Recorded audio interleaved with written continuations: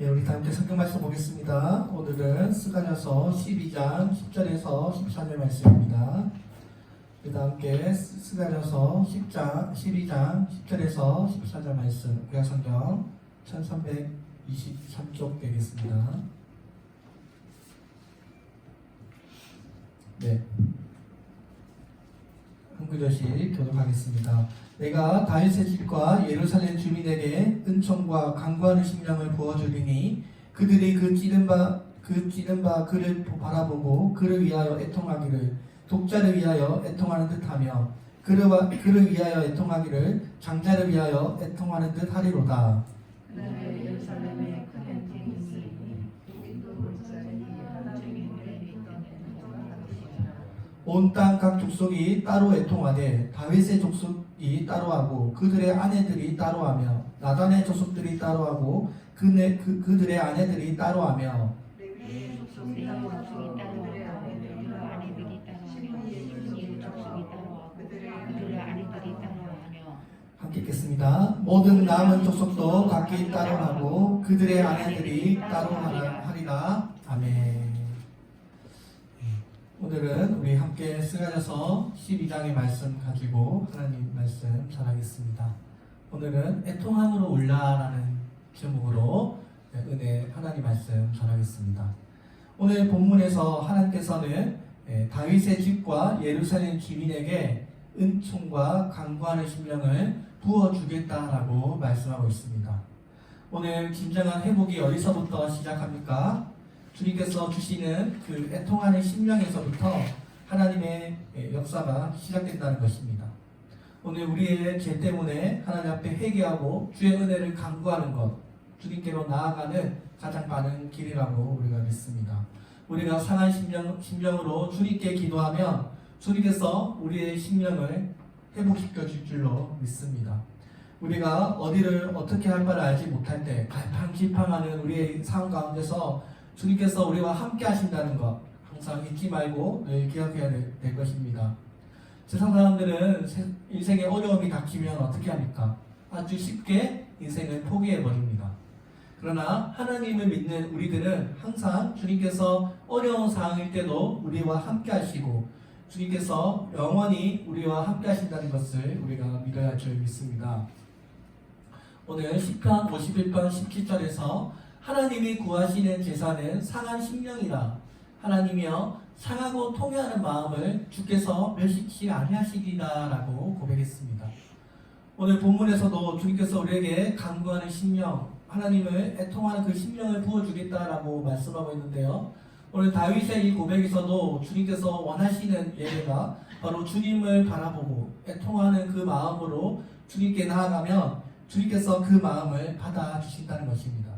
그래서 이 애통함은 하나님께로 나아가는 길입니다.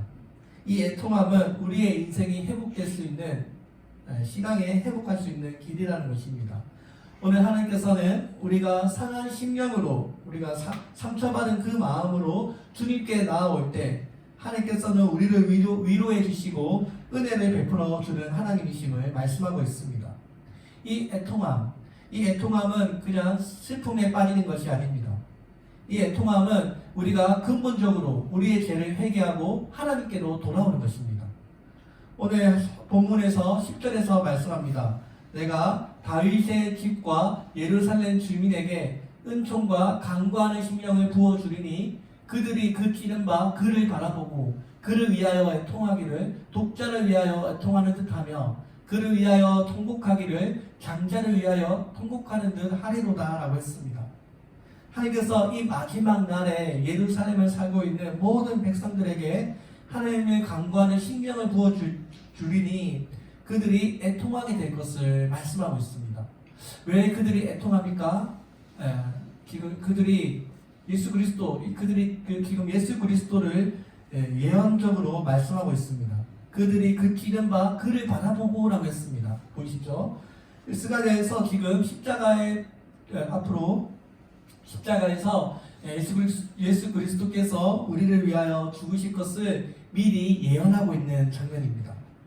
예루살렘의 그 백성들이 애통해하는데요. 그 애통함이 예루살렘 멸망에 대해서 애통해하지만 더 나아가서 앞으로 찔러 죽으실 예수 그리스도를 예언적으로 지금 말씀하고 있습니다.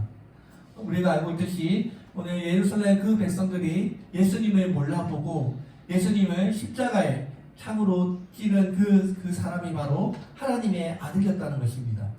그들이 예수님의 옆구리를 창으로 찌르고 예수님을 아주 예수님을 고난에 빠뜨렸습니다. 그들이 십자가에 찌는 그 메시아, 그들이 그 십자가를 바라보며 죄를 바라보며 애통했던 것입니다. 오늘 우리가 하나님 앞에 우리 애통하는 마음을 가지며 살아가기를 바랍니다. 오늘 예수님께서 십자가에 달려 죽으실 때 그 십자가에 찔린 그 고통과 수치와 그 고난이 바로 나를 향하신 내가 원래 받아야 되는 그런 수치와 고난과 그 어려움이었다는 것을 성경은 말씀하고 있습니다. 예수님의 사건은 단지 2000년 전에 있었던 그냥 역사적인 사건이 아닙니다. 그냥 고난주간 되면 사순절이 되면 그냥 꼭 해야만 하는 그런 주제가 아닙니다. 오늘 우리들도 바리새인처럼 예수님을 찌르면서 우리 안에 이런 바리새인들의 피가 내 안에도 흐르고 있음을 우리가 고민하지 않을 수 없습니다. 우리가 2000년 전에 태어났다면 우리들도 이 바리새인처럼 예수님을 몰라보고 예수님을 고난해 예수님을 핍박하며 예수님을 창으로 찌르는 그런 모습을 우리들도 저지를 수 있다는 것입니다. 오늘 우리들도 하나님 안에서 거듭나지 않았다면 여전히 내 안에 살아있는 그 죄성이 우리를 주관하며 기약된 삶을 살게 했을 것입니다. 오늘 우리들도 오늘 이 애통함처럼 오늘 우리들도 눈물을 흘리며 주님께 기도드려야 할 때라고 우리가 믿습니다. 오늘 우리의 죄를 가볍게 생각하지 아니하고 더욱더 이 교회를 위하여 기도해야 합니다. 오늘날 우리들에게도 예수님께서 왜 우리에게 이런 교회의 복음을 맡겨주셨을까? 무너진 교회를 다시 세우고 가정을 다시 재건하라는 주님의 명령이 있기 때문입니다. 주님께서 이 세상을 향하여 아직도 사랑하시고 백성들에 향한 애통하는 그 마음, 그런 사랑하는 마음이 있기 때문에 주님께서 주의 백성들을 이곳에 모아주시고 우리들도 그 애통하는 간구하는 심령으로 이 나라와 이 민족을 위하여 교회를 위하여 기도해야 될 줄로 믿습니다. 시편 34편 18절에서 말씀합니다. 여호와는 마음이 상한 자를 가까이 하시고 충심으로 통회하는 자를 구원하시는도다. 하나님께서는 계속해서 마음이 상한 자를 가까이 하신다라고 말씀하고 있습니다. 여기 중심에 통회하는 자, 영혼 깊은 곳에서부터 자신의 죄를 뉘우치는 자를 말합니다. 마음의 고통으로 회개한 사람을 말하는 것입니다. 오늘 우리의 죄 때문에 우리가 괴로워하며 마음 아파하며 하나님을 두려워하고 눈물 흘리며 회개하는 그런 우리 교회가 되기를 바랍니다. 사랑하는 성도 여러분, 우리가 살면서 전혀 죄를 짓지 않을 수 없지만 죄를 가볍게 여겨서는 안 된다는 것입니다. 이 죄라는 것이 아주 무서운 것입니다.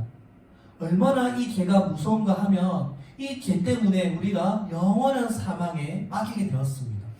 이 죄가 얼마나 무서우면 하나님과의 우리와의 영적인 관계가 단절되었고 영적인 사망에 우리가 빠지게 되었으며 우리가 죽어서 흙으로 돌아가는 사형 선고와 같은 끔찍한 일이 일어나게 되었다는 것입니다. 오늘 이 애통하는 자들이 되어서 우리도 예루살렘 백성들처럼 애통하는 자들이 되어서 이 나라와 이 민족과 우리의 죄를 위해서 항상 눈물 흘리며 기도하는 그런 교회가 되었으면 좋겠습니다. 오늘 우리가 하는 이 신앙생활은 습관입니다. 습관. 우리가 좋은 습관을 만들지 않으면 내 안에 이 내재되어 있는 악한 습관이 나를 사로잡게 되어 우리의 삶을 망칠 때가 있습니다. 오늘 우리가 거룩한 습관을 우리가 얼마나 나의 것으로 만들어 나가느냐에 따라 우리의 신앙생활이 달라집니다. 우리 그리스도인들은 고백하지 않습니까? 내가 예수님을 믿고 이제는 완전히 다른 삶을 살겠습니다라고 고백합니다. 그렇죠? 우리가 예수님 영접할 때 고백하지 않습니까? 나의 죄를 용서해 주시고 주님 저는 죄인입니다. 저의 죄를 용서해 주시고 하나님 이제 저의 삶의 구주로 들어오셔서 저를 인도해 주세요라고 우리가 영접 기도하지 않습니까? 이제부터 우리는 예수님을 영접한 사람은 새로운 삶을 사는 것입니다. 이 새로운 사람은 옛 사람과 결별한 사람입니다. 예수님을 믿기 전에는 우리가 세상의 그런 세상적인 습관들, 술과 담배를 하면서 신앙생활을 하면서도 여전히 이런 악한 습관에 뿌리치지 못하며 살아가는 사람들이 많이 있습니다. 하나님 없이 자기 중심적인 삶을 수십 년간 살다가 자기 교만에 빠져있는 그 습관을 하루아침에 고치는 일이 쉽지 않다는 것입니다.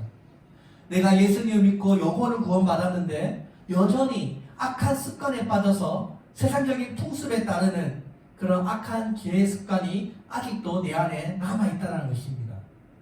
이 악한 습관을 완전히 우리가 없애지는 못하지만 매일매일 우리가 하나님 말씀과 이 기도하는 이런 생활로 이 악한 습관을 최대한 제어해야 한다는 것입니다. 성경을 따라 우리가 항상 이 건강 생활을 항상 유지하면서 이제는 악한 습관을 생각만 해도 보기만 해도 쳐다보고 싶지 않은 이제는 이런 악한 습관이 악한 죄가 나를 지배하지 못하도록 항상 꾸준한 경건 생활을 해야 한다는 것입니다. 매일매일 성경 읽고 매일매일 밥 먹기 전에 우리가 기도하고 예배 드리고 이런 거룩한 습관들을 우리가 계속해서 생활을 해서 이제는 그런 악한 것들이 내 마음 안에 자리 잡지 않도록 나를 지배하지 못하도록 우리가 최대한 우리 자신을 제어하고 또 방어 체계를 세워야 한다는 것입니다. 오늘 우리가 우리 죄의 유혹 앞에 쉽게 무너지는 우리 인간의 연약함에 대해서 오늘 우리가 애통해야 될 줄 믿습니다. 오늘 우리가 이 애통하는 마음을 가지고 늘 죄를 회개하면서 늘 꾸준히 성실하게 기도하는 그런 생활을 통해서 악한 이런 죄의 습관을 무력화해야 될 줄로 믿습니다. 그래서 항상 여러분 식사하기 전에 기도하시고 교회 오시면 기도하시고 일어나고 자기 전에 기도하시고 이렇게 항상 기도하는 습관, 하나님 말씀을 가까이 하는 습관을 만들라는 것입니다. 이런 거룩한 습관이 쌓이고 쌓이면 어떻게 됩니까? 우리의 인생이 변합니다. 죄에 대한 애통함, 이 죄에 대해서 우리가 경각심을 가지고 이 죄라는 것이 얼마나 무서운 것인가를 우리가 깨닫고 최대한 거룩한 삶을 살고자 노력해야 될 줄로 믿습니다. 우리의 영혼을 구원받았습니다. 그럼 여전히 내 안에 살아있는 이 죄의 악이 아직도 내 안에 있기 때문에 여러분 우리가 애통하는 마음을 가지고 하나님께로 나아가야 된다는 것입니다. 예수님께서 산상수훈에서 말씀하신 팔복의 은혜 다들 아시죠? 팔복의 복에 보면 마태복음 5장 4절에서 애통하는 자는 복이 있나니 그들의 위로를 받을 것이며 라고 했습니다. 애통하는 자가 복이 있다라고 했습니다. 예수님께서 보실 때 눈물 흘리며 죄에 대해서 애통해하는 자들, 자기 자신이 죄인이라고 고백하는 그 자들에게 하나님께서는 하늘의 위로가 있을 거라고 말씀하셨던 것입니다. 이 애통하는 자는 어떤 사람들입니까? 내가 형편없는 자라는 것을 하나님께 고백하는 것입니다. 내 힘으로 죄를 이길 수 없다는 것을 주님 앞에 고백하는 것입니다. 그래서 우리는 기도밖에 할 수 없는 것입니다. 나는 언제고 죄를 지을 수가 있고 죄악에 파묻혀 살아가는 사람이기 때문에 예수님 저를 붙잡아 주지 않으면 저는 죄의 구렁이에서 벗어날 수 없는 사람이라는 것을 고백하는 것입니다. 이 죄 문제를 우리가 어떻게 우리의 힘으로 해결할 수 있겠습니까? 우리 힘으로 안 되죠? 절대 안 됩니다. 우리가 바울이 고백하지 않습니까? 모든 것을 다 지키려고 해봤지만 할 수 없다라고 고백합니다. 우리 옛날에 마틴 루터, 종교개혁자 마틴 루터가 이 죄 문제를 어떻게든 해결해 보고자 했습니다. 루터는 천국에 이르는 그 지름길이 수도사가 되는 것이다.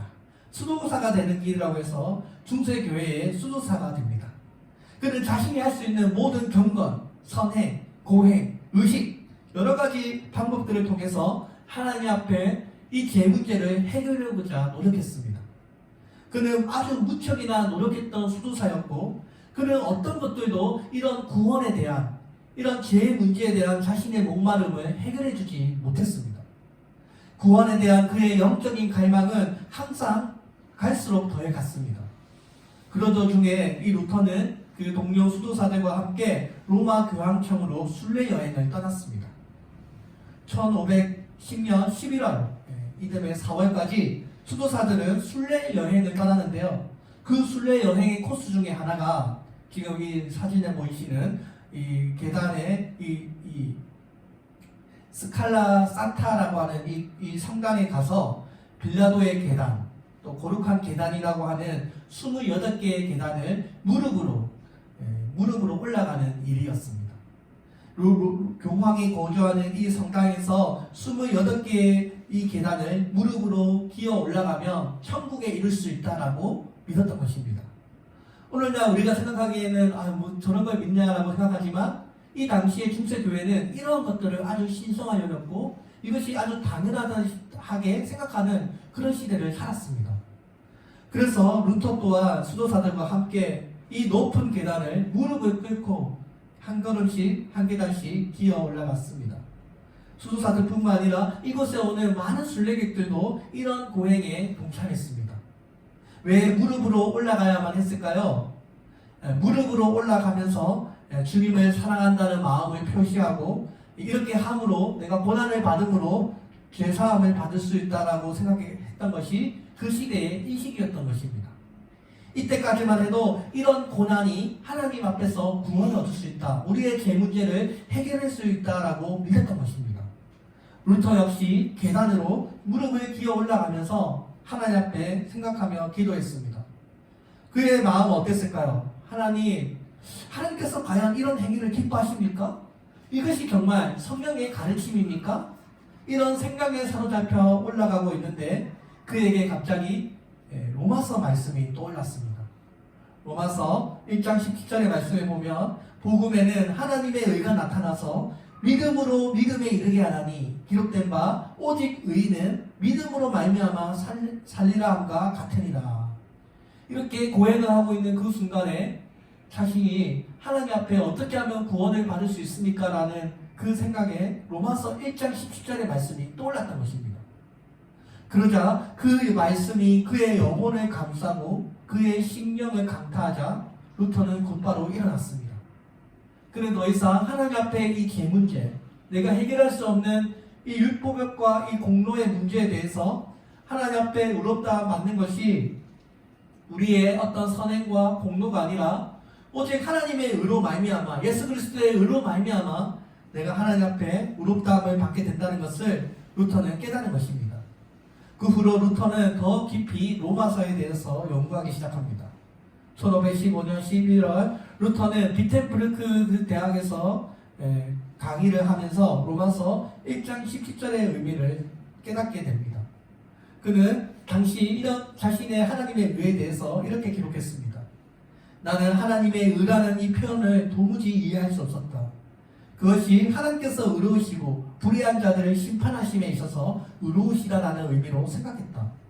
주야로 그 말씀을 생각하다가 드디어 하나님의 의라는 것이 은혜와 긍휼을 통하여 하나님이 주시는 그 예수의 복음을 의미하는 것을 깨닫게 되었다. 또 우리가 그 의를 믿을 때 하나님이 주시는 그 의로 말미암아 산다는 것을 깨닫게 되었다. 사람이 행함으로 구원받는 것이 아니라 하나님이 주시는 복음, 곧 십자가에서 죽으신 예수를 믿음으로 구원에 받는 것을 말하는 것이다. 내가 이것을 깨달았을 때 나는 다시 태어난 느낌을 받았으며 천국의 문이 내 앞에 활짝 열린 것 같은 느낌을 받았다라고 고백했습니다. 루터는 이 진리를 비텐베르크 그 수도원 탑에서 깨닫게 되므로 많은 사람들이 이것을 루터가 한 탑의 경험이라고 부르게 되었습니다. 루터는 이때 십자가의 복음을 깨닫게 되었습니다. 이 십자가의 복음을 깨닫게 되므로 종교개혁의 발판이 되었습니다. 오늘날 종교개혁을 일으킨 그 능력의 말씀이 로마서 1장 17절에서 시작되었습니다. 이 한 구절의 빛이 로마의 루터를 살리고 독일과 유럽과 세계 모든 교회를 일으키는 그런 은총의 세계로 인도했던 것입니다. 그때까지만 해도 내가 뭔가 좋은 일을 행함을 통해서 구원받는다고 가르쳤던 그 청년의 로마 가톨릭 교회 그 교리 사상에서 우리의 영혼을 해방시킨 자유의 복음이었던 것입니다. 오늘 우리는 오직 예수 그리스도로 은혜로 하나님 앞에 구원을 받습니다. 그래서 우리가 하나님의 은혜가 아니면 우리가 제대로 살 수 없다고 인정하는 사람이 심령이 가난한 사람이요 또 애통한 사람이라는 것입니다. 예수님께서 말씀하신 그 심령이 가난한 사람과 이 애통하는 사람 위로를 받는다는 것은 바로 주님의 이런 은혜를 간구하고 하나님 앞에 나의 죄를 고백하고 내가 할 수 없사오니 주님 나를 도와주옵소서 예수 그리스도의 그 보혈의 피를 의지하는 사람인 줄로 믿습니다. 제가 며칠 전에 성내동에 아는 목사님을 만나러 잠깐 성내동에 갔었는데요. 거기 그 백지초탕에서 초탕을 먹으려고 기다리고 있는데 어떤 여자 한 분을 좀 만나게 되었습니다. 그 여자 한 분은 아주 예전에 아주 열심히 신앙생활 하셨대요. 옛날에 사랑의 교회 옥하는 목사님이 처음에 개척하실 때 참가해서 개척하실 그 멤버였다고 자기가 했습니다. 근데 자기는 이제 교회를 안 다닌대요. 지금은 성리학을 가르치는 그 교사 이렇게 돌아다니면서 성리학을 가르치는 그 일을 하시는 선생님으로 하고 계신데 지금 교회를 안 다니신대요.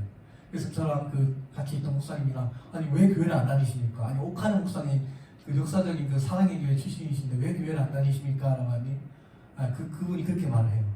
자기가 옛날에 교회를 다니는데 자기는 도저히 그리스도인이라고 말하기가 너무 부끄럽대요. 자기는 예수님을 믿으며 새로운 삶을 살아야 되는데 내가 거룩한 삶을 살아야 되는데 제가 그리스도인으로 말하기가 참 부끄럽습니다.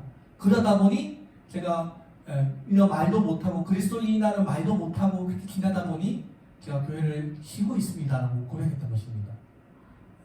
그러니까 자신이 죄인이라는 것은 누구보다 깊이 깨달은 사람입니다. 자기가 죄인이고 자기가 그리스도인이라고 고백하는 것이 부끄럽다는 것을 그는 알았습니다.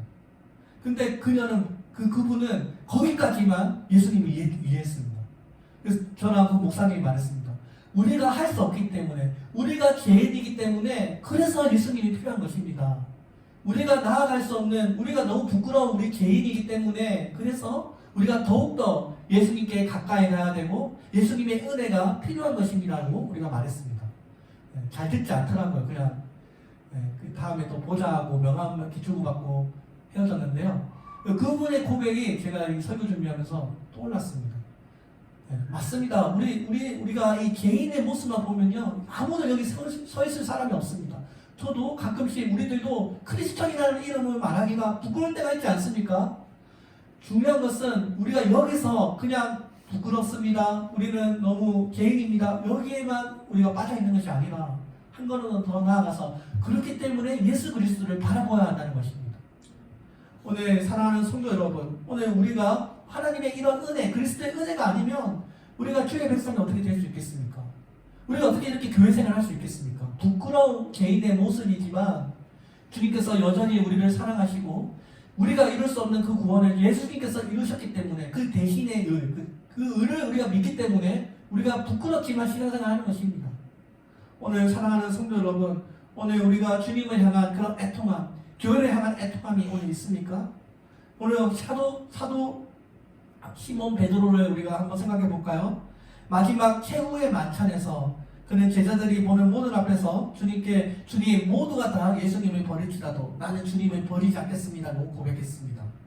주님께서 내가 진실로 내게 이르노니 오늘 밤 다하기 울기 전에 네가 나를 3번 부인하리라고 말씀하시니 그때 베드로가 뭐라고 합니까? 내가 주와 함께 죽을지언정 저는 절대로 주님을 부인하지 않겠습니다라고 말했습니다.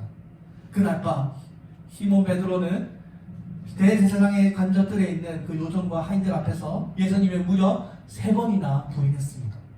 나는 주님을 모릅니다. 나는 주님을 모릅니다. 나는 주님을 모릅니다. 무려 3번이나 예수님을 배반했습니다. 베드로는 마음으로는 끝까지 주님을 따르고 싶었지만 그런 말한 용기가 없었던 것입니다. 닭이 울 때 예수님의 그 말씀, 닭이 울기 전에 네가 나를 3번 부인하라는 그 말씀이 베드로의 생각을 스쳐갔고 베드로는 그 자리에서 심히 통곡했다고 했습니다. 베드로는 자기가 예수님을 배신한 것을 무척이나 애통했습니다.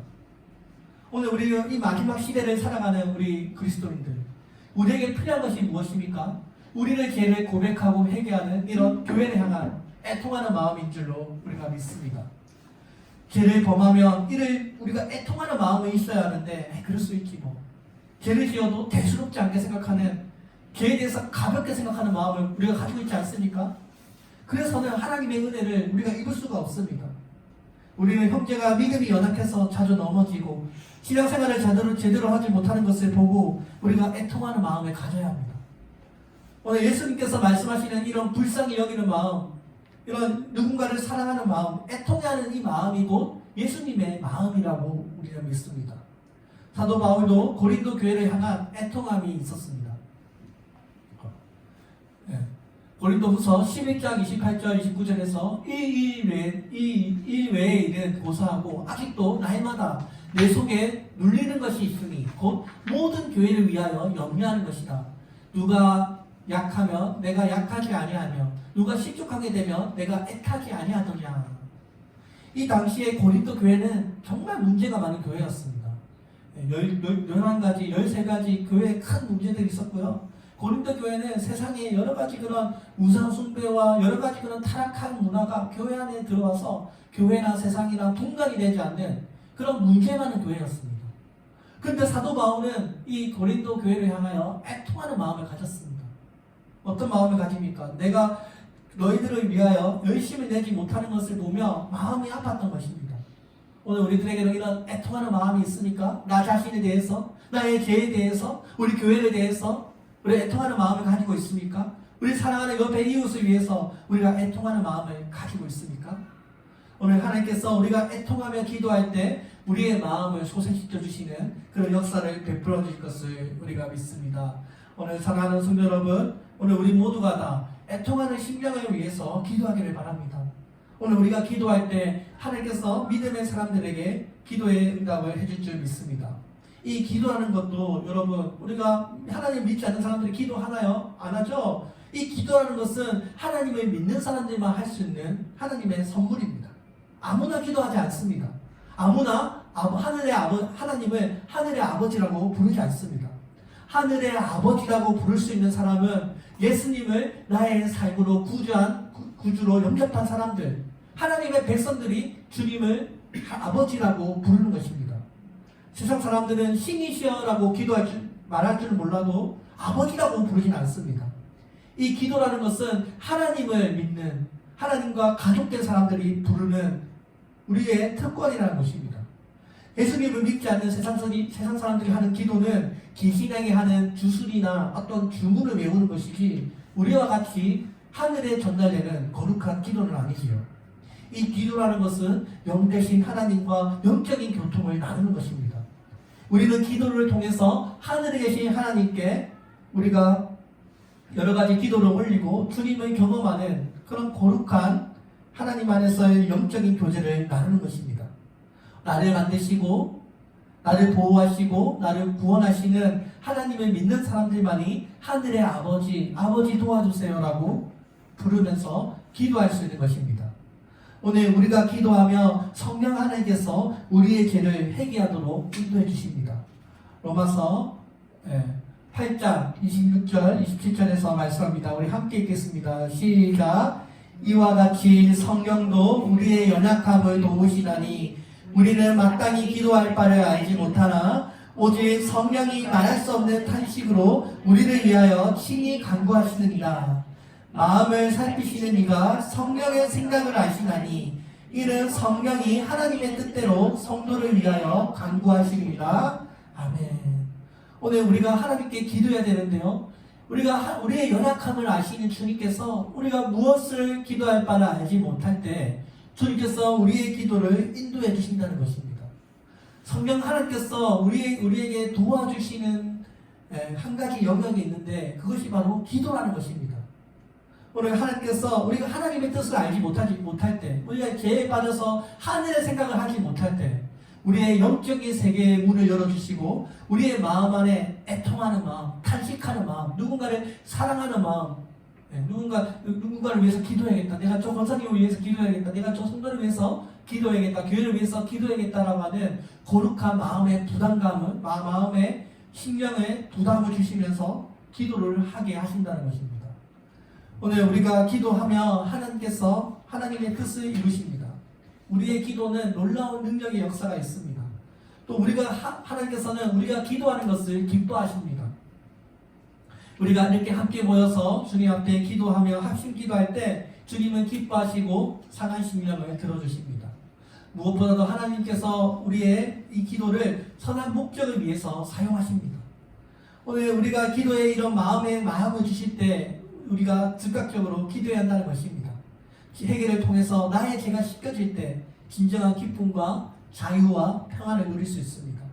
성령 하나님은 우리가 항상 기도하게 하시고 우리를 십자가의 은혜를 바라보게 하십니다.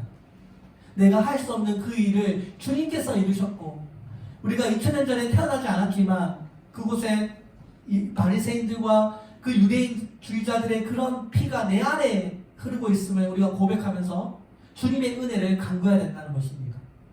사랑하는 성도 여러분, 오늘 우리가 하나님의 이 도우심으로 말미암아 더욱더 십자가를 사랑하시고 주님의 은혜를 사모하며 하나님 앞으로 나아오게 한다는 것입니다. 오늘 이것이 나의 죄라고 생각하며 슬퍼하며 예수님은 나를 위해서 찔리신 것입니다. 오늘 예수님께서 말씀하시기를 복음이 증거되는 그곳에서 사람들이 애통하며 자신의 죄를 회개할 것이라고 말씀합니다. 오늘 여기 죄를 용서하시고 그 새로운 생명을 부어주시는 하나님, 오늘 동행하신 스가랴의 하나님이 우리의 하나님인 줄로 믿습니다. 하나님의 구원이 이 애통함으로부터 시작됩니다. 오늘 11절에서 말씀합니다. 그날에 예루살렘에 큰 애통이 있으니 무깃돌 골짜기 하다 드림몬에 있던 애통과 같을 것이다. 보이십니까? 여기 하나님께서 마지막 날에 예루살렘에 큰 애통함이 있을 것인데 무깃돌 골짜기 하다 드림몬에 있었던 애통과 같을 것이라고 말씀합니다. 여기 무깃돌 골짜기의 하다 드림몬, 이 하다 드림몬에서 무슨 일이 있었을까요? 이 예루살렘이 바벨론에 멸망하기 전에 유다 역사에 아주 큰 슬픈 사건이 있었습니다. 그것은 바로 유다 역사의 마지막 희망이었던 그 요시야 왕이 바로 이 하다 드림몬에서 죽은 것입니다.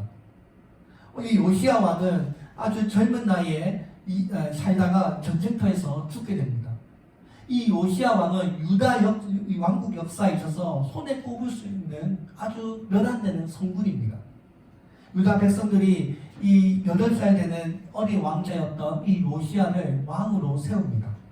이 요시야 왕은 하나님 보시기에 정직하게 아주 다윗의 그 길을 따라서 나라를 통치했던 왕이었습니다. 여러 가지 우상 숭배 문화들을 다 철폐하고요, 신장들도 다 철폐하면서 하나님 보시기에 아주 거룩한 길을 걸어갔던 그런 몇 안 되는, 유다의 아주 몇 안 되는 그런 거룩한 왕으로 기록되고 있습니다. 이 요시야 왕의 아주 이런 훌륭한 지도력 때문에 유다 왕국은 22년이나 더 오래 종속될 수 있었습니다. 이 요시야 왕이 38살, 제가 37인데요. 제 나이 비슷한 나이에 바로 이 하다드몬 이 무기토에서 애국군에게 그만 전쟁에 전사하고 말았습니다. 그의 죽음이 유다 역사에서 얼마나 안타까운 죽음이었는지 많은 사람들이 이 요시야 왕의 죽음에 대해서 애통해하며 눈물 흘리며 슬픈 애가를 지었다고 합니다. 그만큼 이 요시야 왕의 죽음은 유다 백성들에게 큰 절망을 안겨준 사건이었습니다. 그가 죽자 유다는 결국 멸망해버립니다. 12절 14절에서 온 땅의 족속이 따로 애통하되 다윗의 족속이 따로하고 그의 아내들이 따로하며 나단의 족속들이 따로하고 그의 아내들이 따로하며 레위의 족속이 따로하고 그들의 아내들이 따로하며 시므이의 족속이 따로하고 그들의 아내들이 따로하며 남은 족속들도 각기 따로하고 그들의 아내들이 따로하리라. 모든 민족들이 족속들이 다 나눠서 그 마지막 날에 있을 애통함에 대해서 기도하는 모습인 것입니다. 예루살렘이 한 번 더 멸망을 할 터인데 마지막 날을 놓고 애통하며 기도하는 것입니다. 잡혀가기 전에 마지막 족속끼리, 남녀끼리 함께 뭉쳐서 기도하는 것입니다. 사랑하는 성도 여러분, 오늘 이스라엘 모든 민족이 애통하며 회개하라는 것을 말씀하고 있습니다. 오늘 우리들에게도 이 동족을 위하여, 우리 나라와 민족을 위하여, 교회를 위하여 애통하는 마음을 가지고 기도해야 될 그런 거룩한 책임이 우리에게 주어져 있습니다. 이 사회에 만면되어 있는 여러 가지 부정부패들, 우리 주변의 이웃을 우리가 사랑하지 못하며 여전히 우상 숭배하고 있는 이런 세상적인 문화 속에서 우리가 애통하는 마음을 가져야 할 것입니다. 오늘 성령의 역사는 애통하는 사람을 회개하게 합니다. 회개는 여러분 우리가 누군가 대신해 줄 수 없습니다. 모든 사람들이 개인적으로 하나님 앞에서 회개해야 합니다. 사랑하는 성도 여러분, 오늘 우리가 애통해할 때 하나님께서 한없는 은혜를 부어주신다는 사실을 믿으시기를 바랍니다. 우리가 자신의 죄로 인해 애통할 때 사죄의 은총을 주님께서 베풀어 주십니다. 미국의 대부흥 각성운동을 이끌었던 조나단 에드워드가 그의 책에서 이런 말을 했습니다. 그리스도에게 향기로운 냄새가 되는 모든 의레로운 감정은 상한 심령에서 나오는 감정이다. 하나님을 향한 것이든 사람을 향한 것이든 참된 그리스도의 사랑은 겸손한 상한 심령의 사랑이다라고 했습니다. 그 신앙 감정론 그 책에 보면 그가 이 애통하는 마음에 대해서 이렇게 유명한 말을 남겼습니다. 오늘 우리가 하나님 나라 가는 그날까지 통회하고 애통하는 마음을, 그런 심령을 가져야 될 줄 믿습니다. 그 깨어진 심령으로 주님께 나오면 주님께서 그 심령을 어루만져 주시고 고쳐주실 것을 믿습니다. 오늘 우리가 잘 알고 있는 욥은 고난 가운데서도 끝까지 하나님께 매달려서 인생의 위기를 극복했던 그런 유명한 하나님의 인물로 기록되고 있습니다. 어떤 어려움과 어떤 고통 속에 있다고 할지라도 하나님께서 함께 하시면 하나님께서 우리를 지켜주시고 도와주시고 우리와 함께 해주실 줄 믿습니다. 오늘 우리 함께 이런 상한 심령을 가지고 하나님 앞에 기도하시기를 바랍니다. 누가 우리를 위로할 수 있겠습니까? 하나님, 우리를 위로하여 주옵소서. 누가 우리를 지켜주실 수 있습니까? 하나님, 우리는 결코 혼자가 아닙니다. 주님, 우리를 돌봐주시고 이 어려운 역경 가운데서도 아버지 끝까지 승리하게 만들어 주옵소서. 오늘 이 시간 주님의 은혜를 사모하며 기도하겠습니다. 하나님 아버지 감사합니다. 오늘도 우리와 함께 하시는 주님 앞에 아버지 애통하는 마음을 가지고 오늘 우리가